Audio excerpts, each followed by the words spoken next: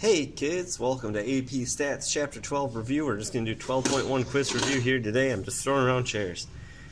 Alright, so first thing we're going to look at is A, where it says, what is the equation of least squares regression for predicting the calories consumed table below?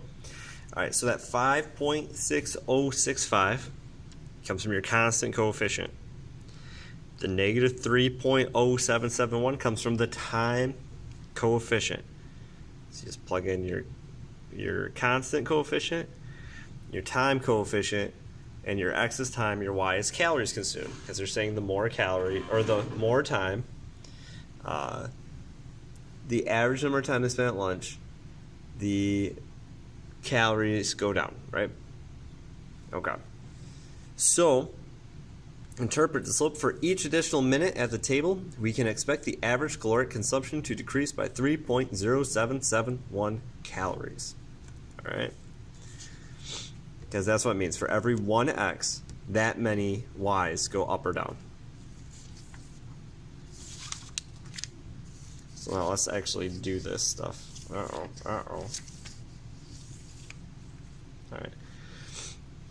First thing I did was I state my null hypothesis is B1 is 0. My alternative, I think it's a negative correlation, so I'd say B1 is less than 0, and B is the true slope or regression line between time spent at the table and number of calories eaten. Alright, it is linear, it is linear, it is independent 10% rule, it is normal, it is equal SD, and it is random. So now I have to find T. So I do my stat minus null over standard deviation. So I do negative 3.077 minus 0 over 0.8498. And I get T is negative 3.62. Now this is a less than deal, so I do TCDF, negative 99999, comma, negative 3.62.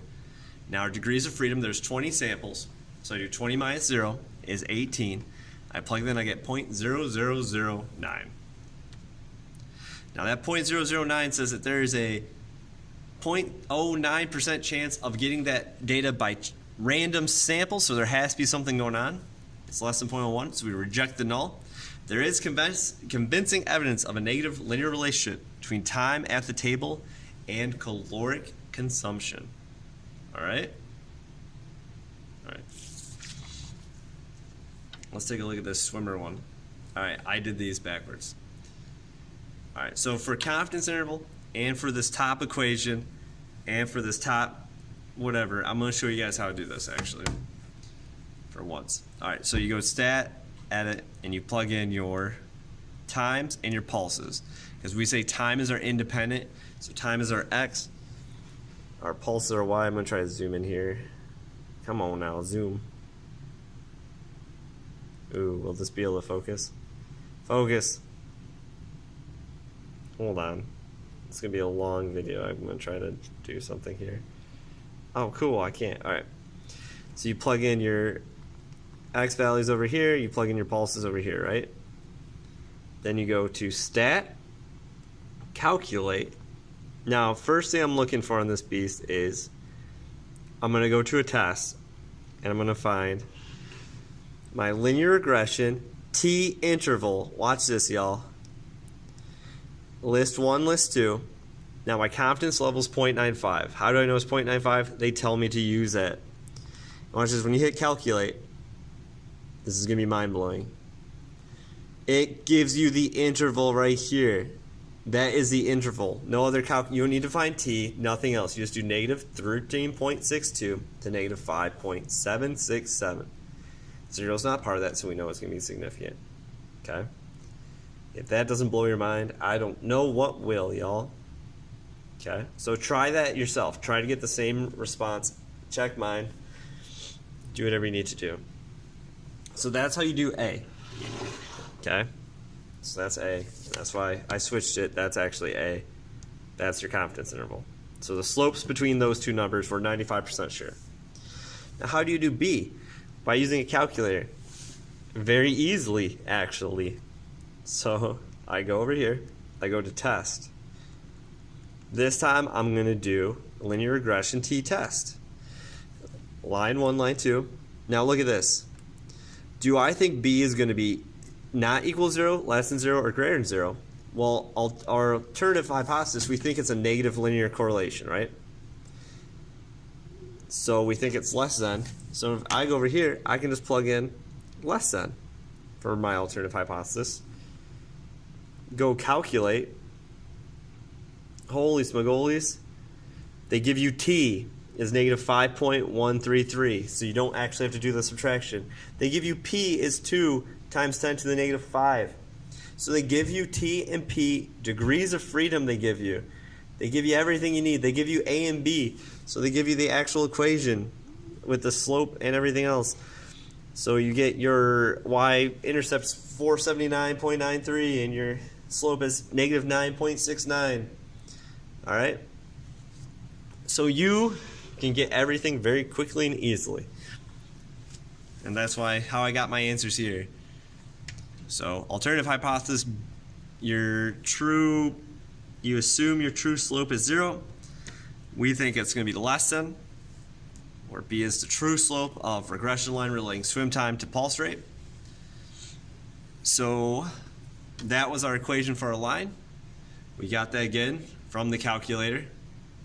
And you go stat, test, linear t test, okay? Linear reg t test. T, no calculations required. Calculator gave it to us. You could do TCDF then with it, but you don't have to because they gave you p. It was 2 times 10 to the negative whatever. So they give you p. P is very small. It's less than our alpha. So we reject the null hypothesis. There is a negative linear relationship between the two, between swim time and pulse rate. And there we go. That's how you use a calculator to do this. Easy peasy. I'm going to come back and now we're going to do that practice quiz. All right, I'm back, y'all. All right, so we're looking at 12.1 quiz key now. All right, so number 1, I might have told you something wrong in class. Number 1, remember your estimate of your true population is the slope that you get with your linear regression curve. So for this one, we get our estimate is 0.10176 because up here our sleep coefficient is 0.10176. That's our slope. Slope is our estimate. That's our stat. So for every 1 hour sleep increase, the GPA also increases by 0.10176 because it's positive. Standard deviation we get from up here, standard deviation coefficient. We're looking at the sleep, so we did 0.04347. That means we vary 0.04347 based on our estimates from the slope of the true regression. Conditions, is it linear? That is random, so yes. Is this less than 10% of seniors in high school?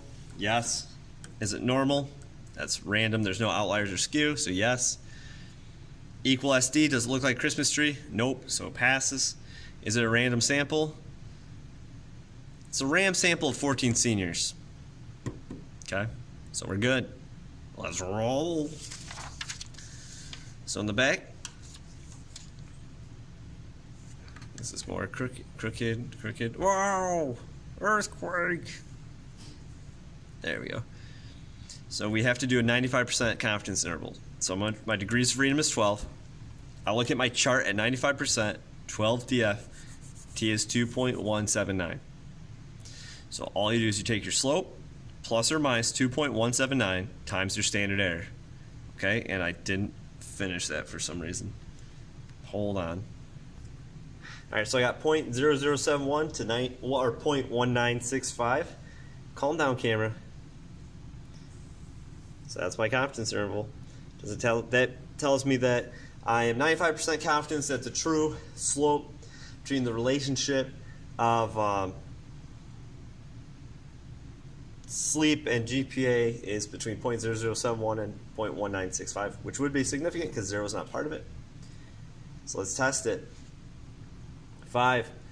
Our null hypothesis is our slope, their true slope is 0. Alternative is we think it's going to be positive, so B1 is greater than 0. So to find T, we do our slope over standard error, and we get 2.34. TCDF 2.34 to 9999999, 12 because our DF was 12 from up here. and I got 0.0187, which is less than 0.05. So since it's less, we reject the null hypothesis, and we say something. We say there's convincing evidence of a positive linear relationship between GPA and the amount of sleep in a population of seniors in this school.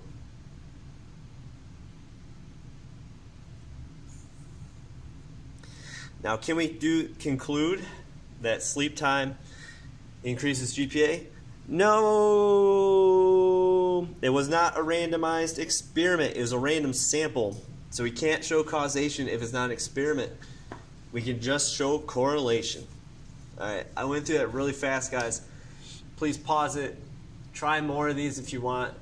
Have a great day. Be good people. Make good choices.